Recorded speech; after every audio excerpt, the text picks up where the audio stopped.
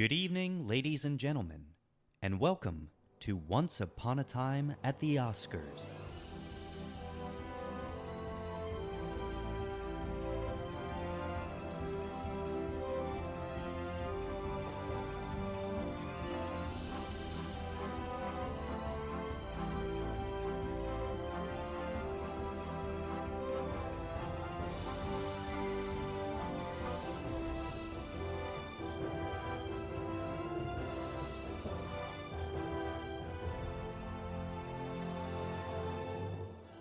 Hello, everyone, and welcome to Once Upon a Time at the Oscars. The show that takes you through every Best Picture nominee from 1927 to today. I'm Kyle. And I'm Ryan. And I'm depressed. Yeah, I'm depressed for multiple reasons. One, it's always the case.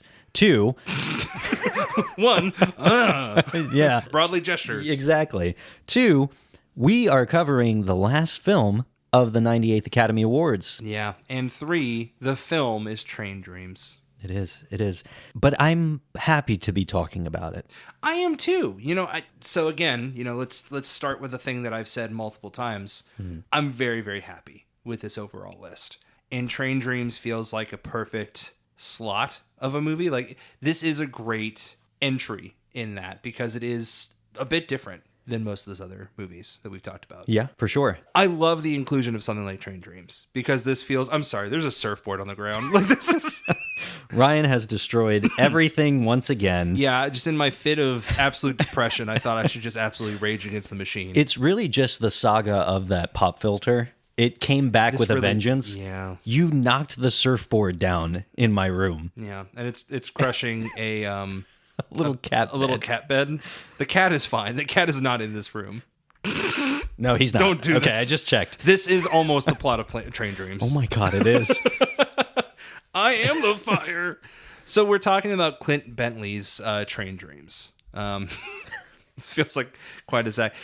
You know what? Let's start here instead. Yeah. How does it feel to be talking about the 10th movie? Final movie of the 2026 nominated list.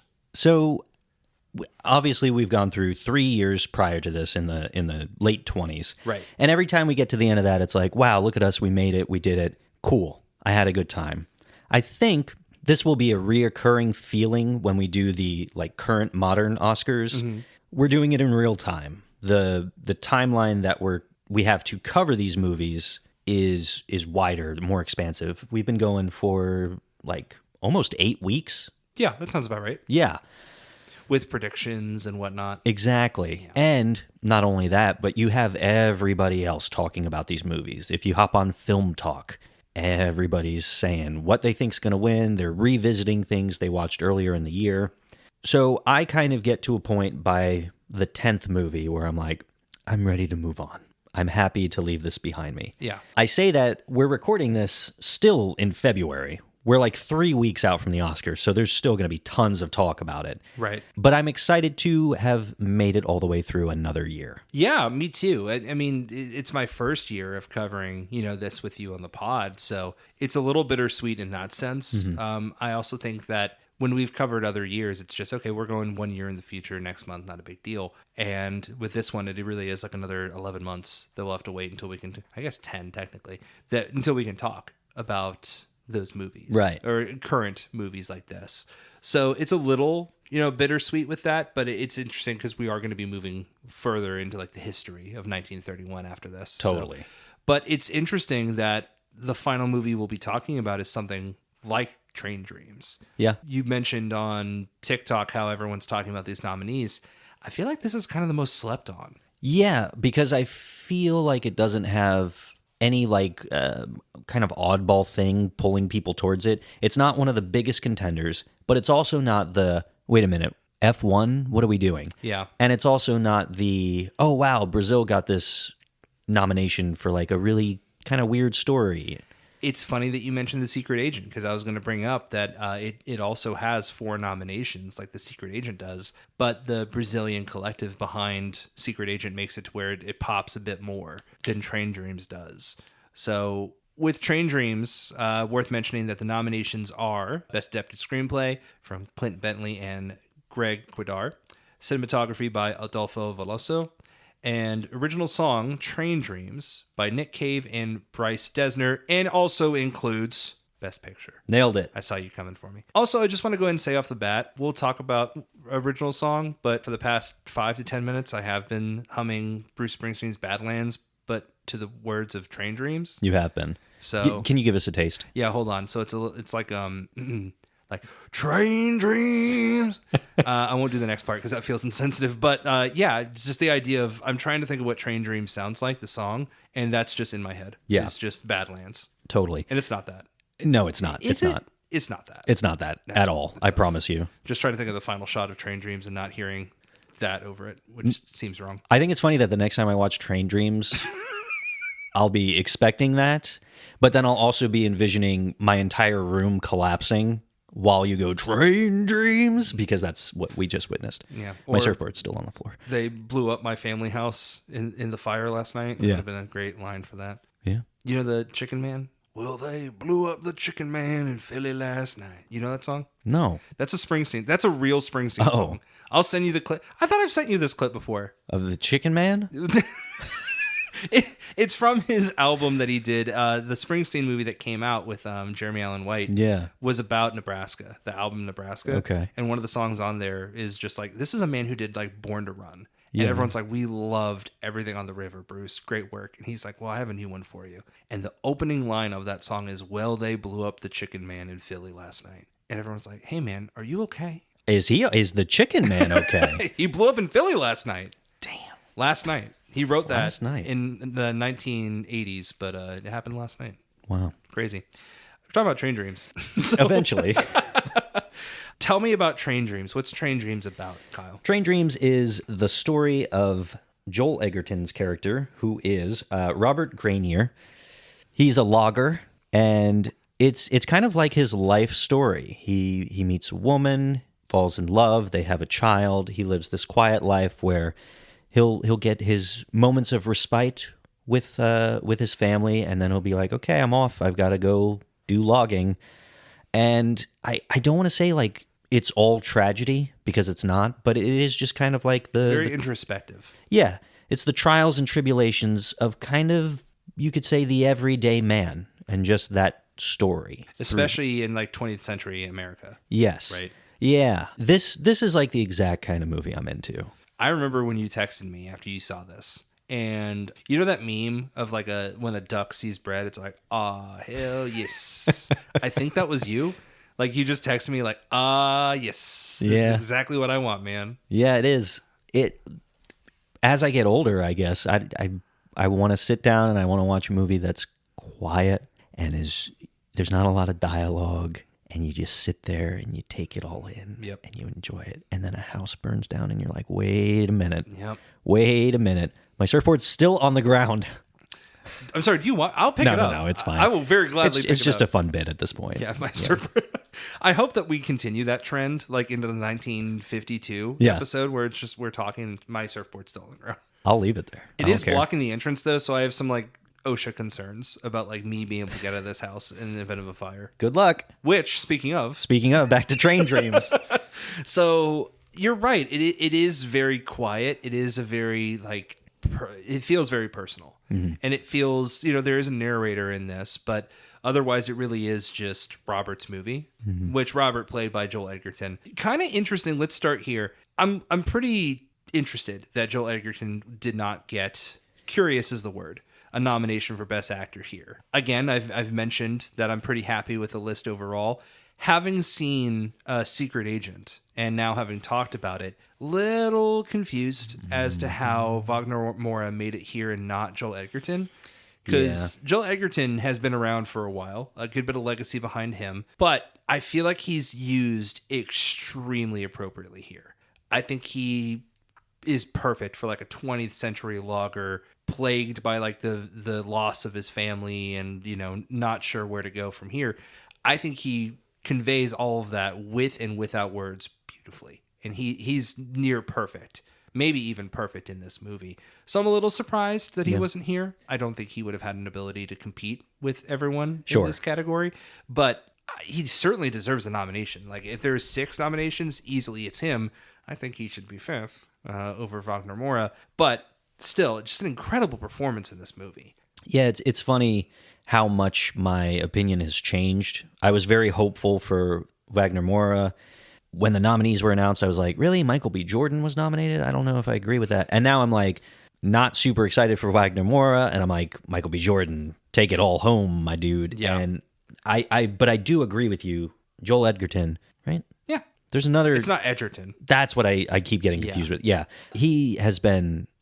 We talked about in Sentimental Value the like subtlety that is required from Stellan Skarsgård's performance, and to me in this movie, it's that like times 10. Yeah. In a way, because he's leading the movie. Yes, and he definitely has these moments where he's got to showcase like raw pain and sadness, and he does that phenomenally. But I am a huge fan of that very subtle, quiet, reserved performance, and how Stellan Skarsgård and Joel Edgerton are capable of delivering so much emotion while keeping it so reserved, you know?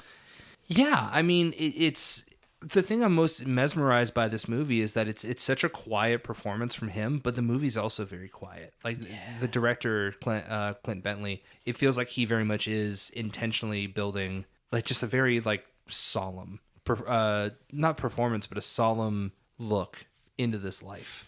Worth mentioning that this is based on a novel by Dennis Johnson. I haven't read the novel. Have you? I have not, no. Nothing to base it off of. I've heard it's incredible. But from what I've heard, it's a pretty faithful, for the most part, adaptation. I think there's some changes towards the end that Clint Bentley and Greg Credar made on their side. But I really enjoyed Train. I guess I haven't said that. I really like Train Dreams. Oh, I love it. One thing that absolutely took my breath away is how this movie was filmed. The cinematography here is on a different level. I had such a good time here. Adolfo Veloso was the cinematographer. Love this nomination because I remember telling you when we were talking about this movie, I just don't know how they did some of these shots. There's a great shot at the end that we'll talk about as we get closer to the end of this episode. But also, one of the first shots of this, I mean, there's a lot of great logging shots, but they actually strapped a camera to one of these trees, and as the tree was being torn down, the camera goes with it. Yeah. And to keep the camera safe, but also very much film this tree falling down, I thought this was incredible. Totally. I chuckle a little bit because I imagine a tree wearing like a chest mount GoPro. Yeah, and they're like, "Tree, go for tree." Yeah, it's like Shaka symboling it up. Stunt tree. A tree double. R.I.P. Tree double. R.I.P. tree. R.I. tree. Yeah. Oh. There's a surfboard on the ground. Just like the tree. I did think about that as the surfboard went down. I was like, what if we just strapped a It's camera? the Widowmaker. But that's another scene too, is there's a Widowmaker that falls and lands on a certain individual's head we'll talk about here. And I thought all of these shots are just kind of like, it's a little morbid, but I really like that shot of the Widowmaker. But my first thought was like, hey, did they kill a guy? Like, did they? It's very realistic. Did they kill a man in order to get this shot? Because this is kind of unreal. I love that shot. I love the shot of the tree that's coming down. A bit of an interesting detail. I listened to an interview with Clint Bentley on the Big Picture podcast, and Sean was asking him about how they did some of these shots, and he said something I didn't even think about at the time, and that's, we didn't really want to go out and make a movie where we just want to take down a bunch of trees, because that feels irresponsible to the ozone and like nature and everything. The ecosystem. Thank you. So instead, they actually found loggers who were doing this anyways. Gotcha. So they filmed on site with those loggers, and it just like adapted in real time to, oh, hey, you taking this one down? Great. Let us like strap all of these. So they didn't have to do any additional waste from what was happening before. Some of the trees that were like more already cut down, they used like props that weren't like actual wood, but appeared to be wood. Yep. So I thought that was extremely well done because that wasn't something you had to do, but more kudos to you that you thought about the environment when you made that decision. So that was just extremely well done. I mean, the cinematography in this, not even just like the certain shots they get of like the how do you do that, but more so, I thought it was just such a, and I'm going to use this word, I don't necessarily mean like blues in the sense of like, sad, but it's such a blue movie. So much of this is just out in the daytime, like it's just very blue. The sky is very unfiltered with like clouds and smog and like pollution. Like it feels like 20th century movie. Right. It's one of these unique examples of a period piece, but it's not set in any. I mean, sometimes you have locations and things that are very period accurate, but because you spend so much time in the woods, you have to be able to showcase this either through costuming or like the dialogue spoken, but you get like this feel that you're in the woods from a time long ago. The sky is bluer, like you said. There's less smog and smoke and pollution. And you can feel that in this movie. It feels bright and colorful and beautiful. Way back, here's a throwback if you're a fan of the podcast. When we talked about In Old Arizona, we praised the cinematography in that movie because it was the first movie to be shot on location outdoors.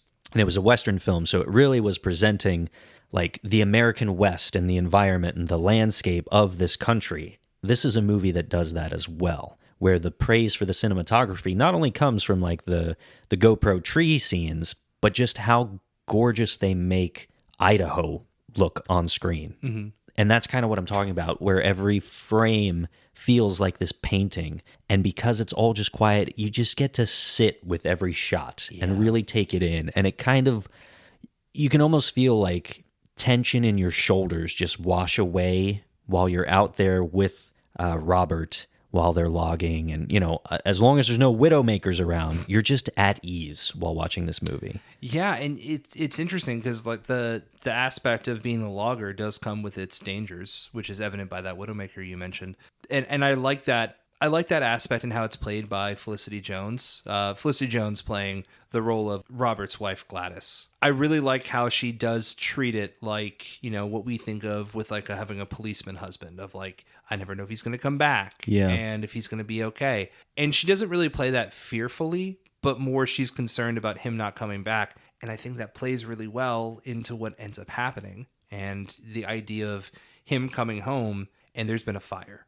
There's this really impactful scene where he's on the train and he sees this giant cloud of smoke on the way home from a logging expedition.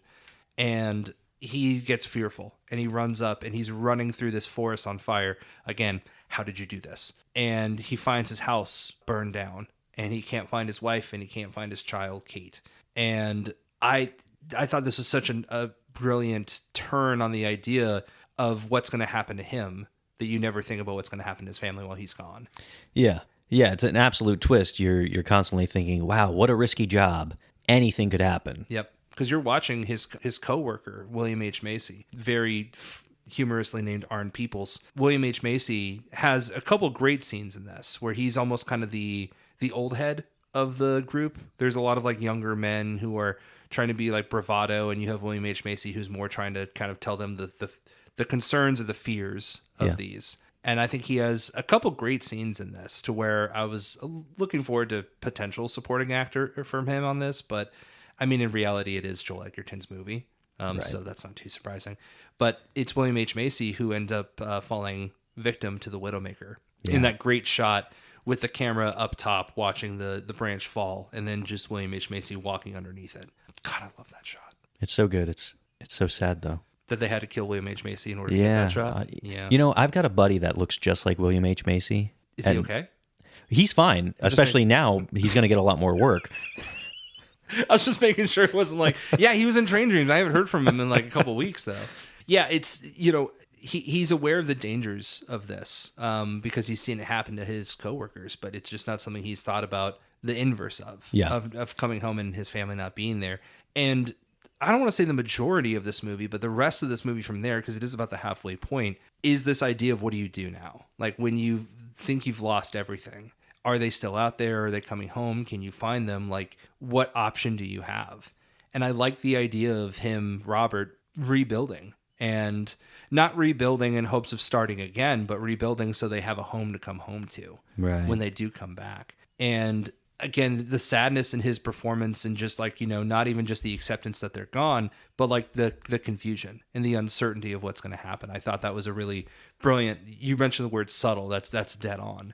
The subtle performance that he gives in this. I also think it's really genius to make it narrated. I think it can get a little dicey, maybe a little inauthentic if you have Joel Edgerton narrating his own experiences. Like, you know, I wasn't sure what to do at this point. Makes it feel a little hokey maybe, right? But having an outside voice Honestly, it's funny that it's not funny, but it's interesting that this is based on a novel, because I wonder if that's where the inspiration from the narration came from, of like the idea of like you reading this novel and reading this story about this man. Because instead of you having to experience, like, what would it be like to be Robert in this time period? It really does feel like you're sitting down and watching this specific story about him.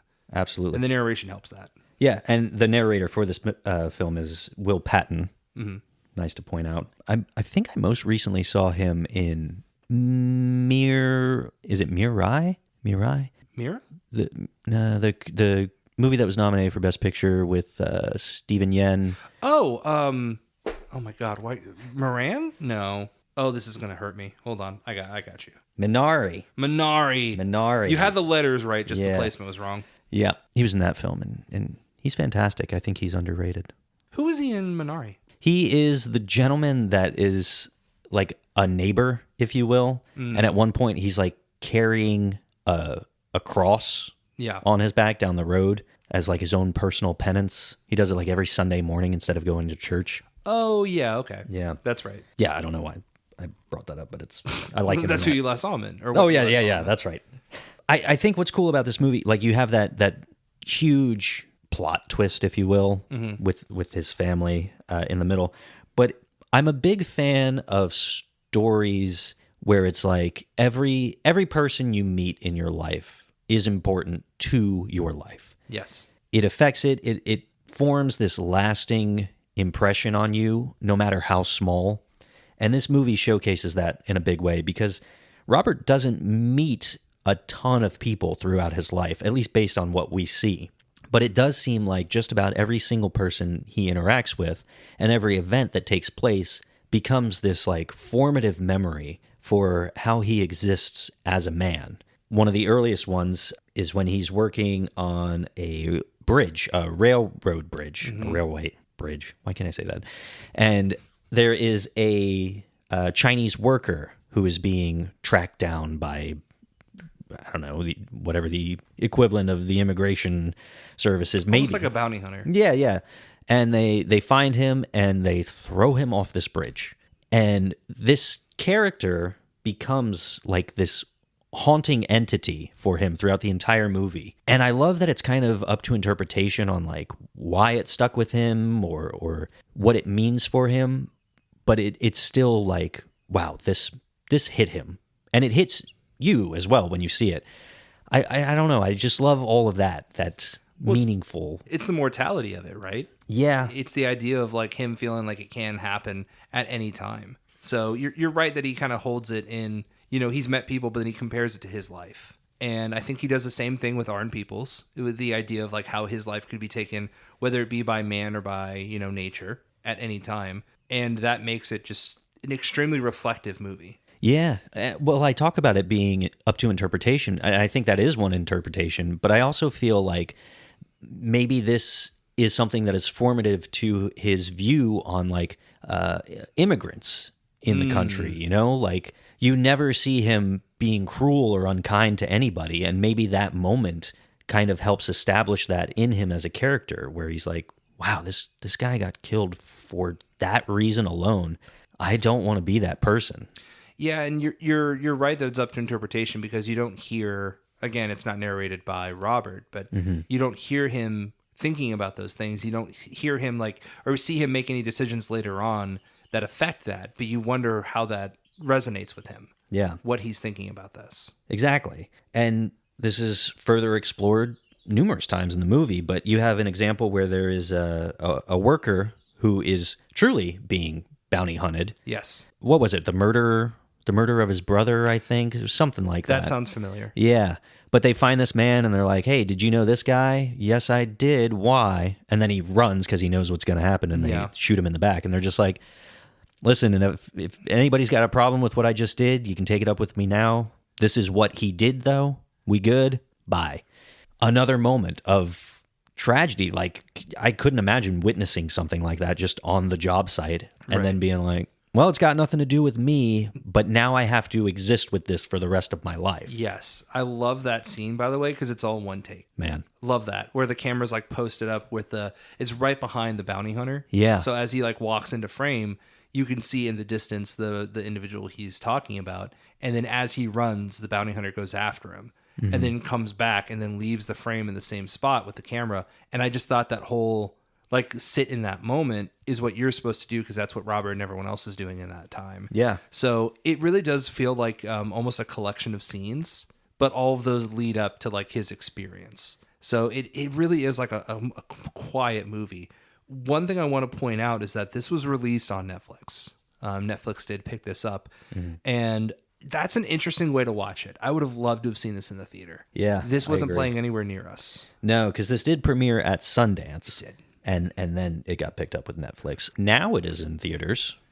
Like, sporadically, it has been in theaters. You can technically see it in the AMC Best Picture Showcase. I think Regal as well. Netflix, very hesitant and unwilling to play most of their theatrically released films in AMC theaters. The exception here being Frankenstein and Train Dreams for the Best Picture Showcase. So very cool if you can go see it. I'm not sure of any local theaters like the Tara or Plaza that are playing Train Dreams on their own, but absolutely suggest going to see it if you can. We talked a bit about cinematography, but what I do want to mention is that they decided to film this on digital. When you talk about 20th century America, I think it makes sense you'd want to capture it on film. We saw The Brutalist, a year or two ago doing VistaVision, 70 millimeter when possible. So seeing these true formats, I think is something that most people would expect when you talk about a movie like this. There was some hesitation with it being digital, but honestly, I think digital lends itself so well to this because of the way that they use the camera, because of how it's shot. The king of digital being David Fincher, and he's found a way to make digital look like film, basically, or like really enhance the image using digital. I think Clint Bentley does a similar thing here with Train Dreams, but also there's a sequence that we'll go ahead and touch on here at the end of the movie. I think it's actually the final shot of the movie where Robert is flying on the back of a plane for the first time in his life. In a biplane, like a very small plane. Thank you. Yeah. And correct, not like a commercial plane. Yeah. Yeah, sorry. I didn't even think about that. So he's riding like a biplane in the back seat, and you see him like viewing Earth from this distance. He's been feet on the ground his whole life, and this is the first time he's been up in the air looking down on it. And there just really isn't a way that I think they could have gotten this shot without digital. Not unless they William Wellman'd it. That's true. But at that point, like with the technology they have at this point, is that feasible? Right. Can they do digital a different way? I really like this shot. I think that's a phenomenal, like kind of a breathtaking, like sometimes you ask like, hey, how did you get these shots? And then to your point with like wings and everything, they're like, well, we just did it. Yeah.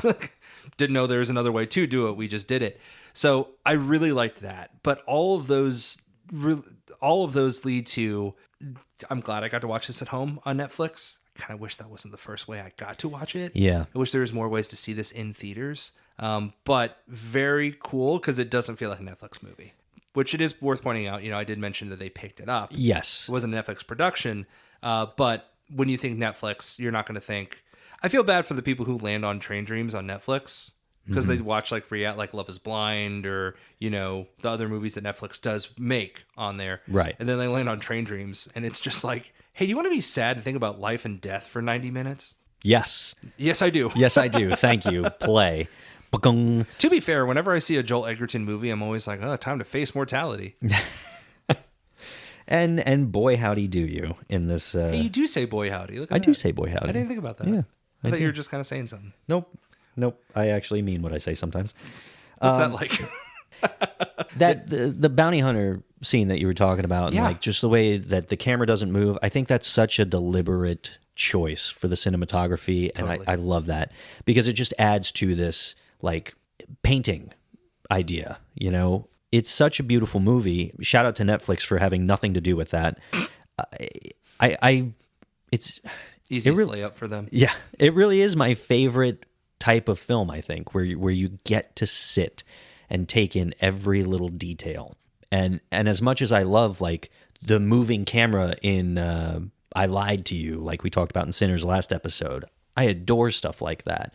But there are times when shots will sometimes feel gimmicky. Oneers. Like, hey, isn't it cool that we were able to do this? Yeah, sometimes oneers feel that way to me. And even in I Lied to You, as much as I love that, I am very aware that it's happening. Right. But I saw the look on your face when I said it's one take, and it was almost like a realization of like, oh, it was a one take, wasn't it? Exactly, because you don't expect it. They just plant the camera down and they let the actors go. And I love that because you just stay in the moment completely. You're not watching the movie, you're living in the movie. And to me, that's why this received that nomination for cinematography. Totally. It's not showy and bombastic or anything, but it is very deliberate.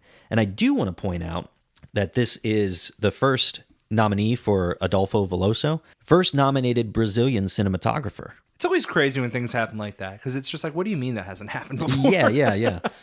And I feel like this is a year for a lot of firsts, and that's probably true, especially the past few years. Yeah. But I don't know.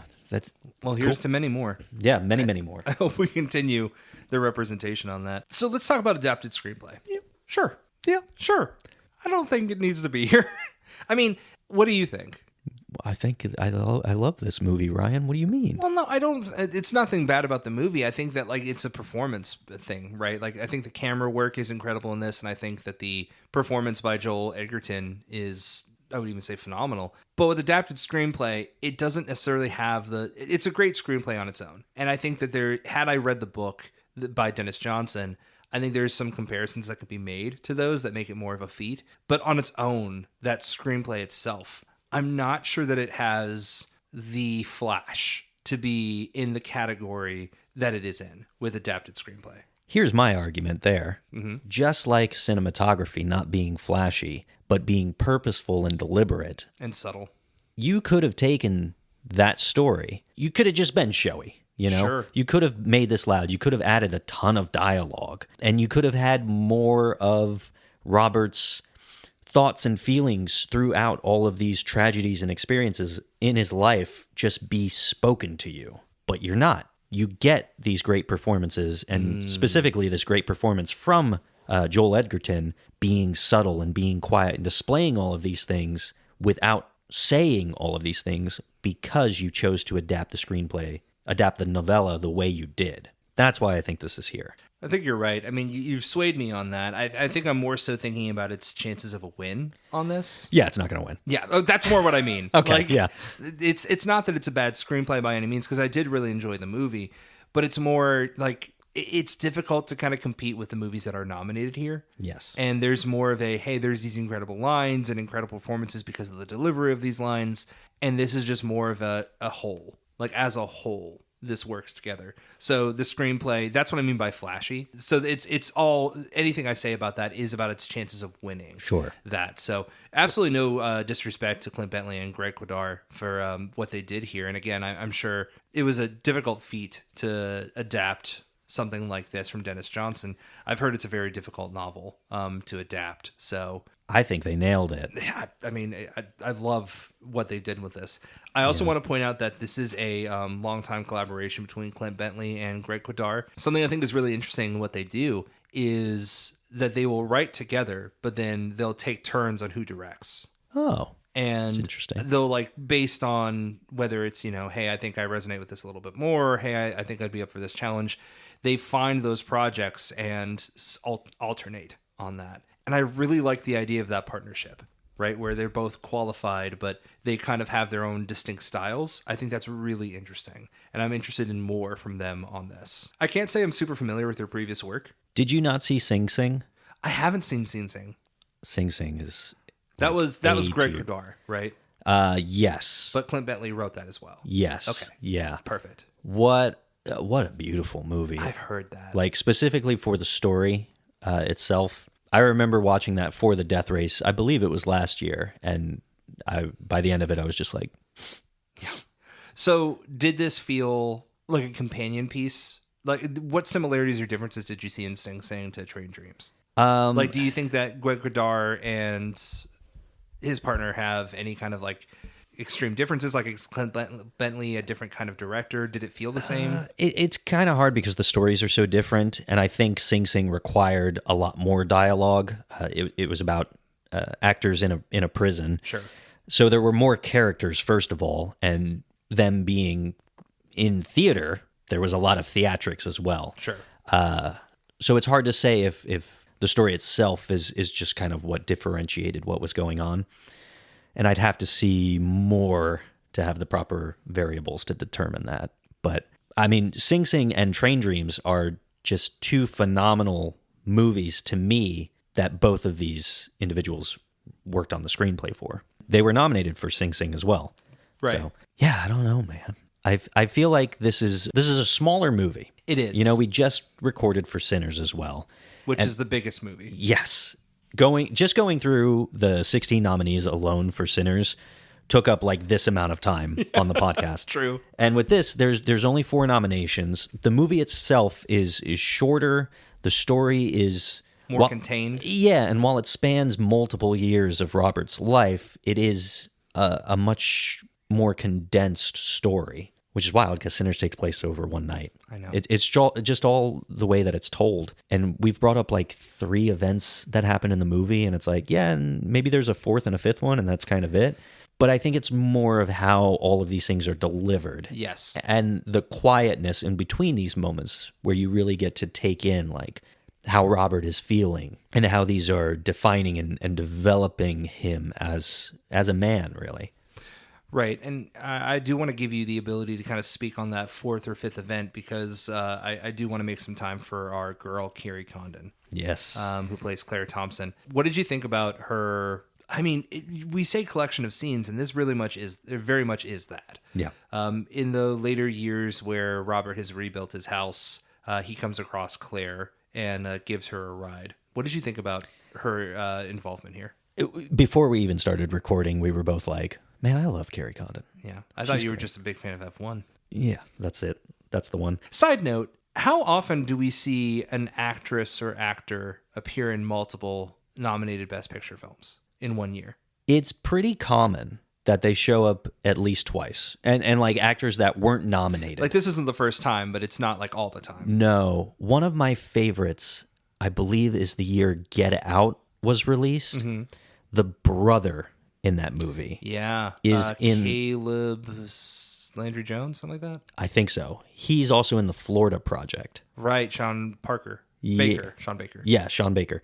Sean Parker is from Napster. Yeah, which I believe was also the year that Twin Peaks: The Return came out. No, that might be wrong. But anyway, he's in that too. He's weird in that. I trust you with anything Twin Peaks that you tell me. But yeah, it's pretty common that you see. It's always fun to be like, wow, look at this person that's been in these Oscar-nominated pictures and was not nominated this year. I feel like Willem Dafoe generally well is in that category. Willem Dafoe is just like, oh, you're making a movie? I'll be in it. You know, I'm an actor. Yeah. It doesn't matter what it's about. I'll do it. Carrie Condon, yeah. When she shows up, immediately I'm happy because I'm like, oh, there's Carrie Condon. I love her. Yeah. Love her in Banshees of Inisherin so much. There goes that dream. That was you in real time. Yeah. This specifically, though, I think the thing that I love, again, is that every person that Robert meets plays a part in the development of his life. Yeah. No matter how big or small. And I think that my worry was, I don't want this to become like a love interest. And it doesn't. She is there in a very like guiding and almost spiritual way without diving directly into spirituality or religion or anything.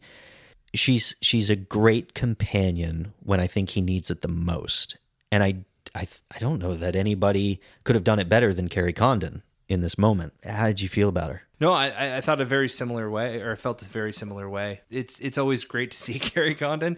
Carrie Condon's kind of getting to that point now, to your point, where it feels kind of like everything's a little bit brighter when she's there. I agree. When she popped up, it was kind of like, oh, great, here's the love interest, like late in life. Do I feel guilty for this? But instead, you're right. It really was just like more of a guiding hand. That'll kind of lend itself to my double feature here that we'll talk about. But I thought that was a very, again, subtle performance, and almost to a point where I was like, oh, is that all we're getting of Carrie Condon? That's too bad. Mm-hmm. But because it's Joel Edgerton's picture, like it really is just focused on him, I really didn't mind that too much. So I was pleasantly surprised that they didn't go that route, and it built more faith in me about the movie. Because I think that was the exact right time period, too, like in timestamp of the movie, where you're thinking, okay, here's where it loses me a little bit, and I'm not as interested. Like, does the wife come back? Because it could be played for melodrama. It could be played for, well, he falls in love, and, now he's moved on, but his wife comes back, and now it's the whole, like, the brothers scenario of like, what do I do? I thought I've moved on from this. Yeah. But it's not that. And the wife doesn't come back, and the relationship isn't built here. It really is just more the interactions and what we take from those interactions that build us and like enrich our soul, or what we take from it. And again, I use the word introspective, and I think that's it. This is an introspective of Robert's life and everything that he deals with, all the people he's talked about or talked to, and how that affects him moving forward. Yeah. So I liked it in that sense, but that's not something you pick up from the very beginning. It's something that you have to kind of like adapt over time. So it really is a movie you have to sit with, and it sits with you for a very long time. I'm very glad that I didn't see the double feature that you talked about. You saw Sentimental Value and Hamnet in the same day, right? Correct. Yeah. Can you imagine if you watched Hamnet, Sentimental Value, and Train Dreams in the same day? Yeah, that's I think that's a triple feature sponsored by Zoloft. right. Yeah, I don't know that they all would have hit. I think at some point I would have just gotten fatigued from being so sad that So sad. whatever movie I ended with, I'd be like, yeah, that wasn't very good, even though I like any one of those films. Crashing the Boys, by the way, is what we were thinking. That's what it is. That's a 2-hour-long reference. Yeah. That's what that was. Crashing the Boys. Very nice. I keep bringing up the theme of every person you meet is important, no matter how long or big the relationship is. Right. I love that even his wife and child are a part of that, As somebody who has gotten divorced, that is a relationship that I was in for a long time. Mm-hmm. And then like that goes away. And all of these things that are very common, the daily conversations and all of that is, you think is never going away. When that does go away, I think that there is a way you can look at that where you can just be mad or sad about it disappearing, or you can look back at it fondly and be happy that it ever existed. And I think that's something that I have tried to hold on to moving forward in life, and I do it a lot even when I'm on set. You meet a lot of people on set, and you will have a conversation with somebody one day about everything. People love to open up on set, and they're just like, yeah, I'm an actor, I'm a producer, I'm a writer, I'm a director, and I'm doing all these things, and this is what I'm working on now, and blah, blah, blah. And you share those stories and everything, and then you say, okay, it's nice to meet you, nice working with you, and then you're gone, and then you don't see him ever again. But I like to think that in that moment, that person like has done something, even if I don't know it, they've done something overall to my brain, or even my spirit or my soul or whatever you want to look at it as. Not to the same level that like an ex-partner did, but still, like, we are all just puzzle pieced together from all these experiences. And I am so into that idea and concept that the fact that he loses his wife and child, the most important people in his life, and he's never able to fully recover from that, but he still knows like those experiences and those relationships have meant so much to him, and he holds on to those probably less positively than I'm trying to like present and preach about right now, but they still exist. I mean, so one, thank you for sharing that, because I think that's such a bit of insight into why this movie resonates so much with general audiences, because I think everyone can relate to that a bit, right? The idea of losing someone, whether it be voluntary or involuntary, and how you move forward from that. I think there's an even more interesting concept in that, in the sense of like, in Robert's perspective, this wasn't like there was no choice in here, and like he can't see them ever again. So there's that aspect of like, how does he decide to look back on that? Is it fondly? Do you learn from those experiences, or do you live in that? And does that haunt you? Does it like torment you moving forward? So the way that you position it, I think ultimately is where Robert lands, but it's such an, not optimistic, but it's such a hopeful look at like how you don't just let these things linger, and you don't have some of the anxiety. This is just like the exact opposite of the way that I maneuver in my entire life. But you don't look back in these moments with anger, and you don't look back with frustration. You look back with kindness of like, thank you for giving me the ability to be a part of this and be a part of your life, rather than, oh, well, look at these years that I'm not going to get back from that. Yeah. That's such like a hopeful way to look at something that I think takes people, I mean, some people will never get there, but it takes lifetimes to get there. So it's crazy that a movie that's like 90, maybe 100 minutes can help us make that kind of comparison. Yeah, and I think like you have a moment where he does not move on from this, and that is a very relatable moment too. He kind of decides like, oh, I was built for this world, but everything else is moving on, so I'm just going to exist in this sadness. And then the end is like, that's why it hits so hard, because he rides the train that is on this like fancy new bridge, and he's looking out the window at the bridge that he helped build, that holds this kind of like dark memory for him with the worker that was thrown off of it. He watches the John Glenn's first flight into space, and he's out in town just watching it through a store window on a television. And it's all of this technology that is so far advanced beyond anything that he is comfortable with, really. And you, at this point, you still kind of see him like wanting to cling on to his past, but his past is so clouded with this like sadness and grief and misery. And it's not until the end where he decides to take a chance and get into that biplane and just go for a joyride that you really see him smile. And the narration, they're basically saying that he passed away in his cabin alone. He had no heirs, nobody around him. He was just completely alone.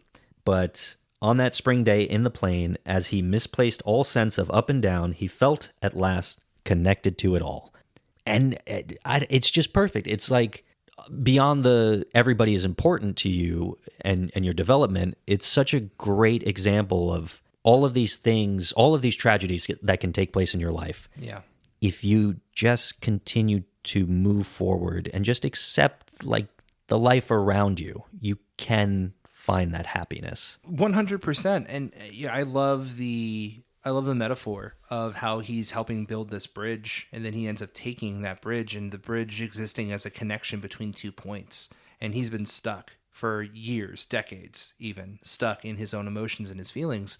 And instead he decides to take that bridge. Right. The other bridge. And it connects him to the idea of looking beyond just himself. You mentioned how he watches John Glenn's travel, and he sees that from a perspective down. And he sees a larger perspective of what's happening outside of literally his own world. Mm-hmm.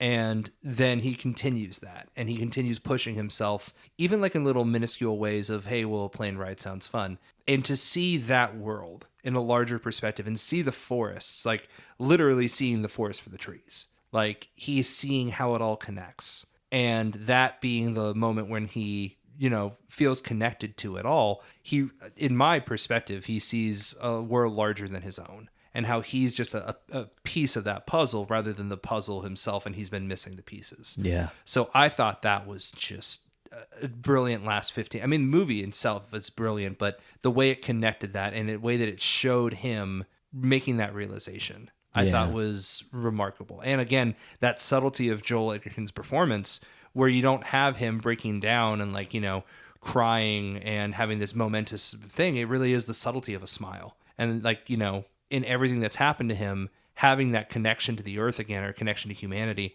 I thought was really, really impactful and powerful. So impactful.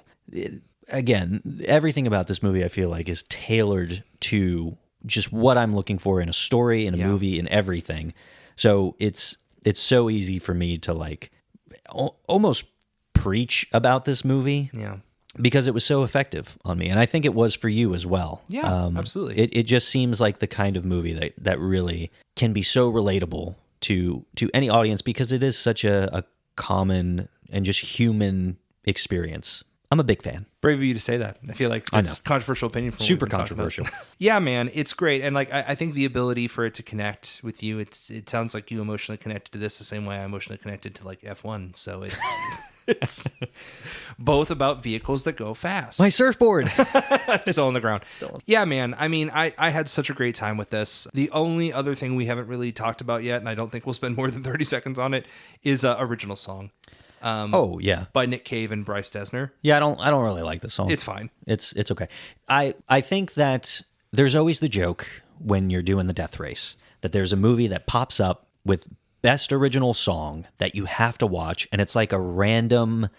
Oh man, there was one about a woman that prays her son back to life after he drowns, and that's all it was a song that plays during the credits. Yeah. And as a death racer, you're just like, Here we go. Isn't it always like this situation where it's like the song name is title or Yeah. movie title from the movie title? Yep. And usually Diane Warren is the one that writes the song, which actually the documentary on her this year that came out, I'm a big fan of.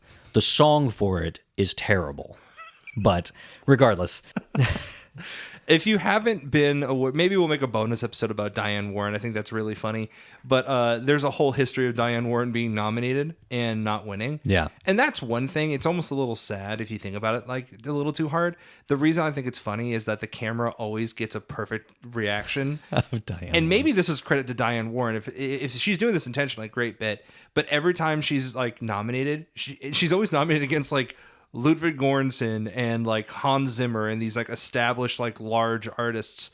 Not that she isn't, but she'll always have this look like, this is my year. Yeah. I know it. And then like when someone else is announced, she never does the whole like respectful nod and like clap. She's always like, oh man. Like the look on her face is always, this was my year. You should watch the doc. Great bit. And you'll see that she is not the person to clap and be like, good for you. She's always like, I deserved it. No, she goes home and she burns everything down.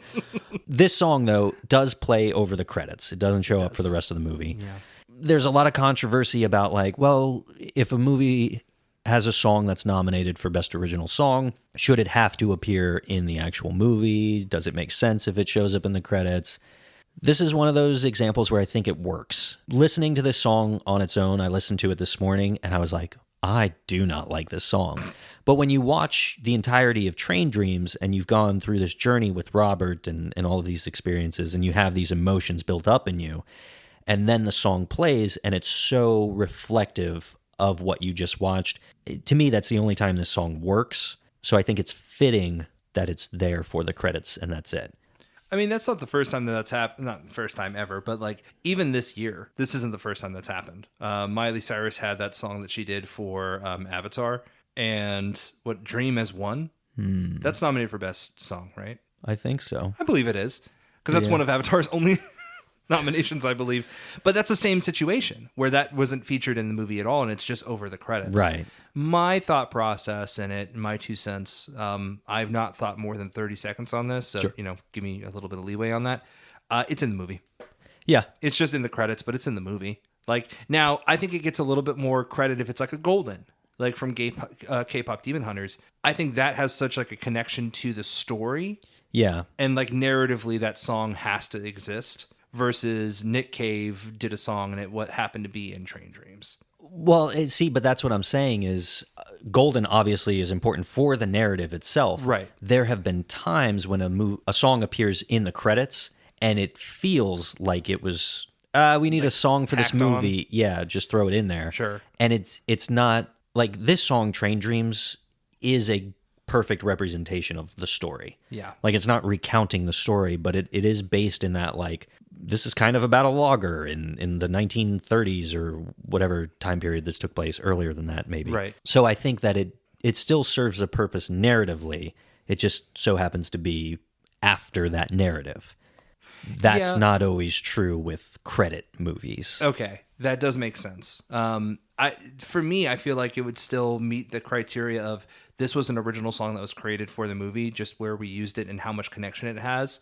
To me, that's more why it should win. Like, because I would always want to nominate more the movies that are narratively focused. Sure. Or the songs that are narratively focused for the movie. But at least the wins. The wins to me should be like, hey, narratively, this pushed the movie along. Yeah. Not always the case, but I have a feeling that with this year, Golden seems to be kind of the front runner and the lock on it. So, yeah. And that one is narratively extremely important for the story. And everybody under the age of like 80 has been singing it nonstop. So it's probably going to win. I think it's going to win. Great song. Yeah. There's a surfboard in the ground. There is. So, I mean, we've talked about the nominations. We've talked about the movie. We've talked about how it was filmed in digital. Any other remaining thoughts on Train Dreams? No, I think this is a nice like bookend, really, to the 10 movies. It's very... The story itself just kind of has like a solid ending, you know? It does. I don't think there's a moment in this movie that I would cut or add. No, I think it's perfectly paced, even if it moves at like a slow speed. I love it. Yeah, but I think also I know this is all alphabetical, like the reason that we talk about this movie last and this being last on the list for the Oscar nominations, but it does feel like such a nice chaser of like, Yeah. we've done all of these big movies like Sinners, One Battle, and we've F1, and we've talked about all of them at length, and it's been a thrill ride, but now we get to kind of like look back a little bit. Yeah. I think it's perfectly positioned. Wow. I wonder if I don't want to do this now because it'll take way too much time. But if I sat there and I thought about every movie we covered in order, if it would be this like perfect, like, oh, we're going to start getting hyped with Begonia and then we're really going to a whole lot of love it with F1. Yeah. And, you know, you kind of have your peaks and valleys. And by the time we got to Sinners, which is just like, we're going to have a party tonight. Peak, yeah. And just go nuts. And then now we're going to settle in, tuck into bed, and we're going to just put the cherry on top and close out these nominees. And then we take a little snooze. I was trying to think of something to say with it, but I didn't want to like offend the movie because I don't mean it in a negative way, but it really does feel like more of the pharmaceutical ads of like when you'll see someone just kind of like walk through like a forest while they're like, Triumpha does this and this and this and this. Like I feel a lot of that while Robert's just like looking at the trees, walking through nature. Like it feels a little bit more like where the Sinners is The Price is Right. Like once it cuts to commercial break, like Train Dreams is the whole like, oh Zambra, like that kind of like pharmaceutical ad. And that's not a negative thing. It's just more it takes a second to kind of slow down and show people like this is too on the nose, but smelling the flowers and like, you know, appreciating life. And that's what Train Dreams is. It's a movie that I think is so depressing at times, but overall, just the way that it is presented to you, like I mentioned earlier, you can kind of feel the stress rolling off your shoulders at times. Just the way the camera sits and you're in the forest and it feels like a breath of fresh air. You know what? It's a better example. I do YouTube TV instead of like cable or anything. And sometimes you'll be able to skip an ad. And it's always like this like hectic, like, you know, Sabrina Carpenter's dating a man made out of Pringles or something, like just hectic. But you can skip it. And if you skip it, it doesn't go back to the program because it's live television. Instead, it'll show like a moment of zen, like, you know, a snowy atmosphere with like an owl just kind of looking around and they're playing some kind of like ASMR, like, you know, take a second to breathe before we get back to your program. That's Train Dreams. And it really is more like what do you just want to be calm or do you want to look a little bit more into what's happening here and reflect on that in yourself? Like it gives you the ability to slow down, but what do you do at that time? Yeah. Like, are you looking inward and making the changes you want to see to better connect with your life? Or are you just going to take and be like, that was pretty? Yeah. That's Train Dreams. Yeah, look for those deeper meanings, I think, with this one. Yeah. I think that's what this is all about. Yeah, for sure. So, do you want to move on to ratings? I think we should. I need to pull mine up. I actually don't know what I rated this. Well, I'll tell you that I gave it 4.5 stars. I think that if I rewatched it, though... I was about to say, with the way you talk about it, like, do you think hindsight, it'd be 5 stars? I think so. It's one of those things where I've seen this movie once, and after watching it, I rated it, and I don't want to change it just based on, I guess, the nostalgia of it. So if I watched it again, I could totally see 5 stars. But I'm sitting at a 4.5. Same. 4.5. Nice. 4.5 stars. I don't know what would stop me from giving this a 5. And I guess I don't know what did stop me from giving it a 5. Maybe it's the lack of interest in rewatching it constantly. You know, I think you want to share it with someone, but it's the difference of sharing like a sunset versus sharing a beer. Like, oh, I want to sit down and have a beer with my buddy tonight, and that's Sinners or One Battle. Not even One Battle, but like Sinners. And then, or maybe more so F1, whiskey or bourbon is probably more Sinners. But sharing a sunset is Train Dreams. And that's a little more difficult to kind of get someone interested in like, hey man, let's really talk about our feelings and talk about our place on Earth. Amazing for us to do, you know, on a pod and like, you know, reflect on our own life. Or on a beach. But difficult for me to sit down with Taylor and be like, hey, let's watch this movie about loss and what that does for us. Oh, you're talking about your wife. Like sharing it with people. Right. Specifically your wife, not me.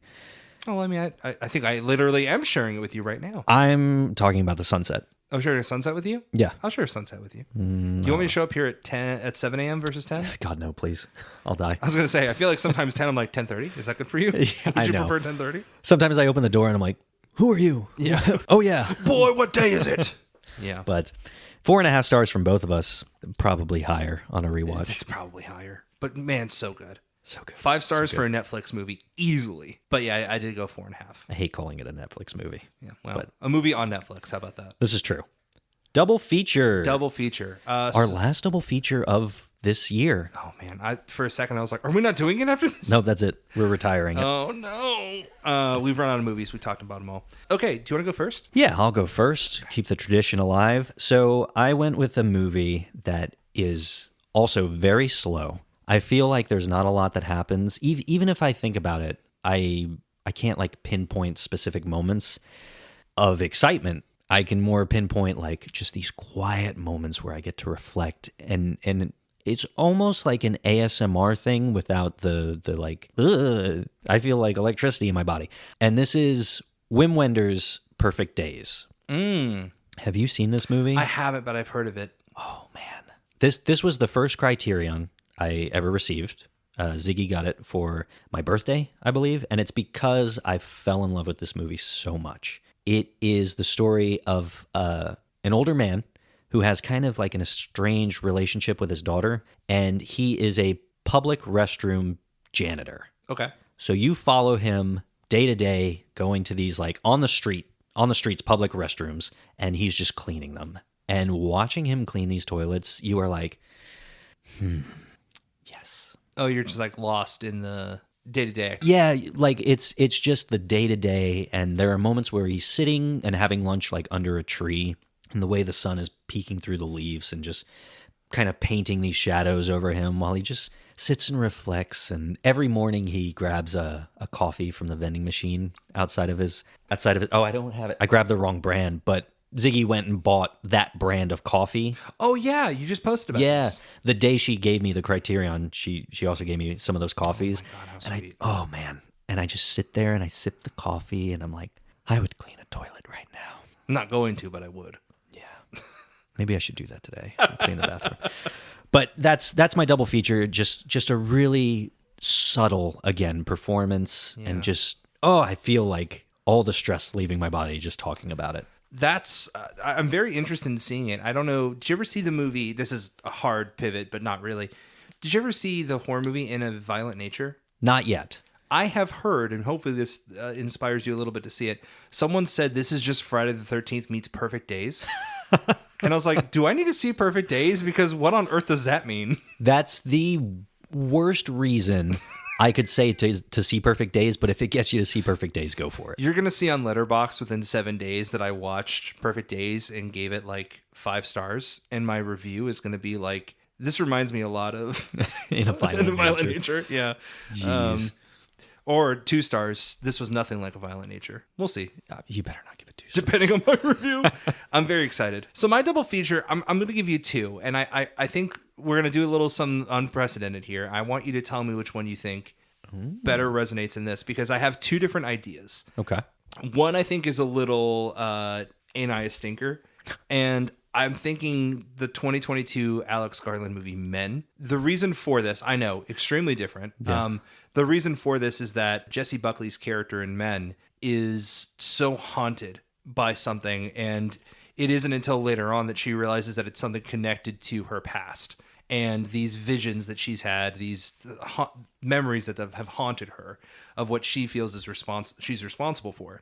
And I thought that was an interesting idea, kind of the horror version of Train Dreams, of living in your own, not mistakes, but in the things that have happened to you, and feeling like haunted by that and not able to move on. And I thought that was really interesting, especially like how it's set in the English countryside, a similar situation to 20th century America with Train Dreams. I thought there were some similarities that kind of played a little nicely. What I thought about while we were talking, and this is what I kind of alluded to a little earlier, is I thought about how Robert, and maybe this is ultimately what you're going to pick, I think you will agree with me on this, Robert has interactions with William H. Macy. He has interactions with, I mean, obviously his wife, but his...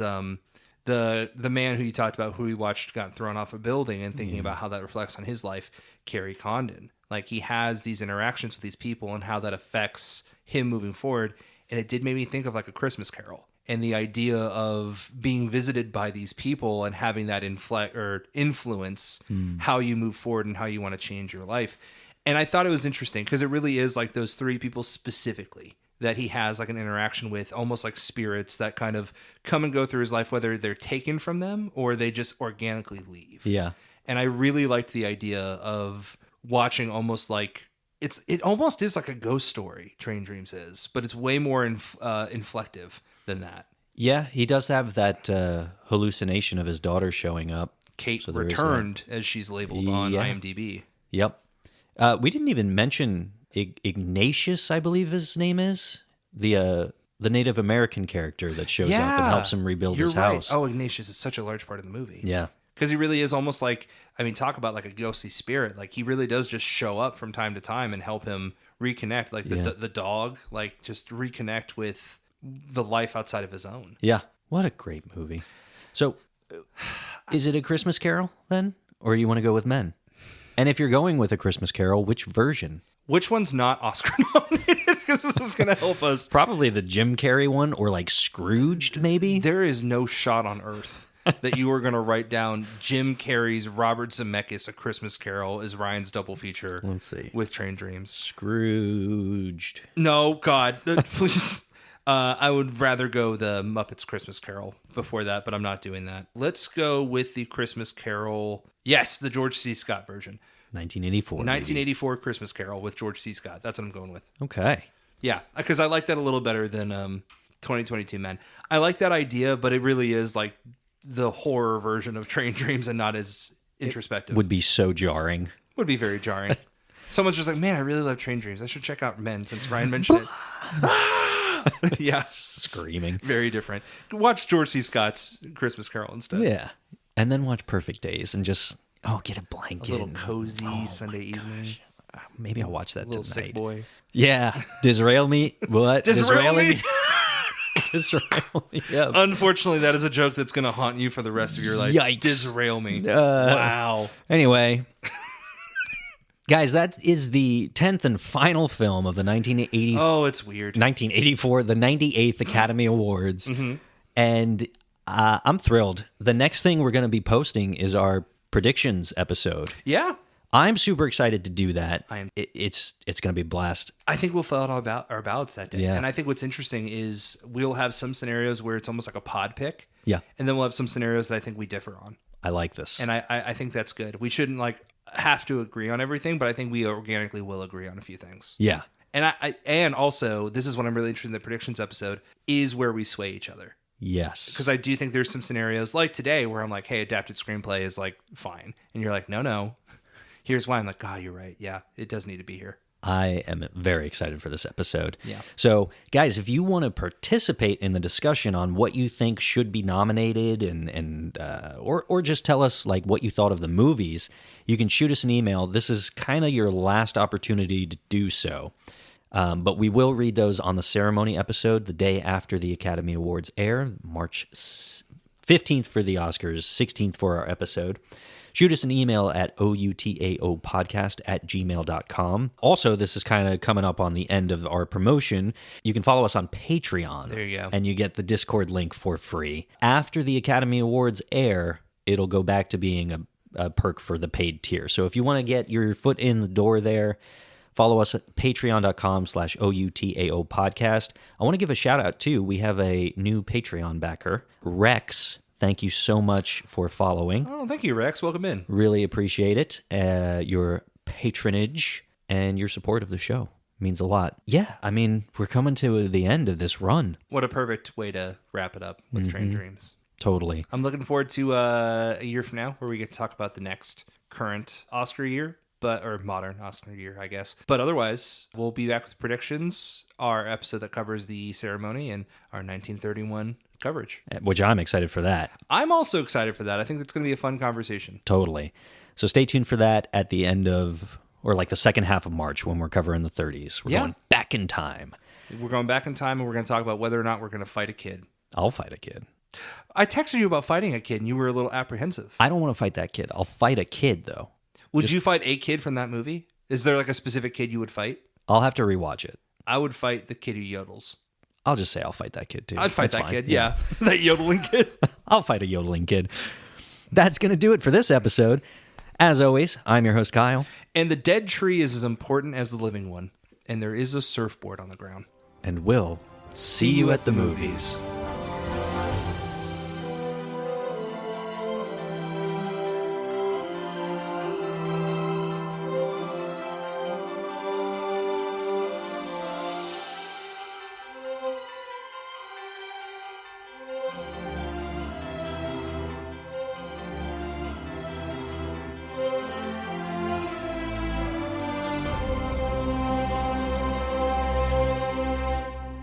You can move those pillows if you need to. Like, do whatever you need. Prop them up if you want. I don't think that's the problem, but let's see. No! No! No! It's okay. I did not realize there's a damn surfboard right there. I'm leaving all of this in the episode. You can just leave the surfboard there. Yeah? You cool with that? Yeah, it's okay, fine. Great. So there's just a surfboard in the room now. Okay, great. We're gonna hold on. So on the episode of Train Dreams, we've had a surfboard. Hold on. We're gonna get there. Okay. All right. Sure. We'll do it. We'll do it live. Okay. All right. We're not leaving. I literally said in there, so we're absolutely not keeping all That's that. what the Zaboomafoo's for. Oh, wonderful. Great.